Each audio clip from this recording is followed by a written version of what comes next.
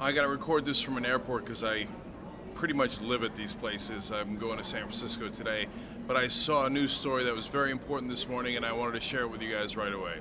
So credit where credit is due, Donald Trump scores a big victory today. He got Carrier, that company in Indiana that makes furnaces and air conditioners, to keep 1,000 jobs in Indiana instead of moving them to Mexico. Now, devil's in the details, but here you've got upside and downside.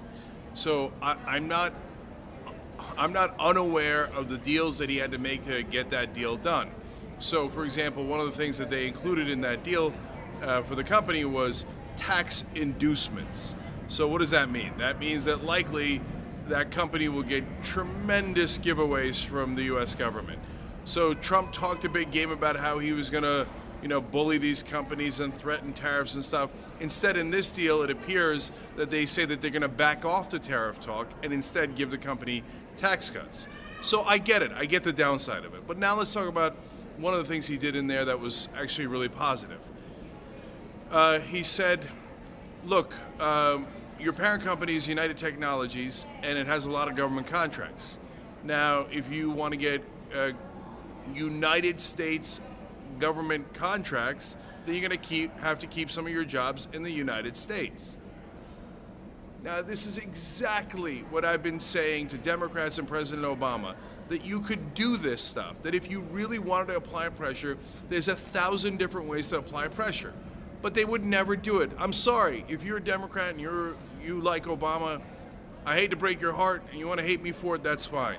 But Obama wouldn't have done that. That's not who he is. He's not that guy. And in this case, it's an absolute fact, because Obama's president right now. If he wanted, he could have pressured Carrier, but he didn't pressure Carrier. He didn't pressure United Technologies, and he didn't threaten to take away their government contracts, because he's not that strong. And he always thinks his default mode is, oh, there's nothing we could do. Oh, there's nothing we could do? Oh, no. You guys don't understand. There are consequences to that. No, I do understand. What I'm asking you to do is risk those consequences to protect American workers. And you didn't do it. And now Trump did it. Now he's going to get a world of credit. And I'm the only one who's going to tell you about the downsides of that deal. And nobody's going to remember the downsides of that deal. Nobody's going to see those tax breaks later. It's going to be a giant political win for Donald Trump. That is, by the way, as I just said, somewhat earned.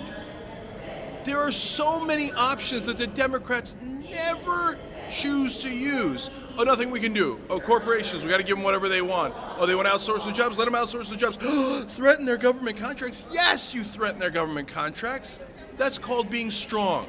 So I told you that there would be some small upsides to Donald Trump winning, because at least he's strong, right?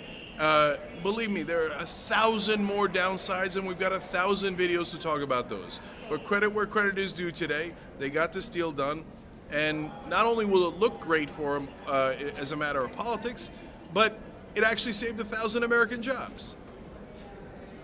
Strength. It matters. It makes a big difference.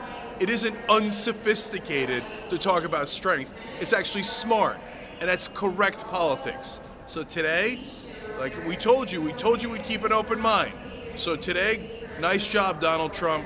And Democrats, as usual, you ought to be embarrassed.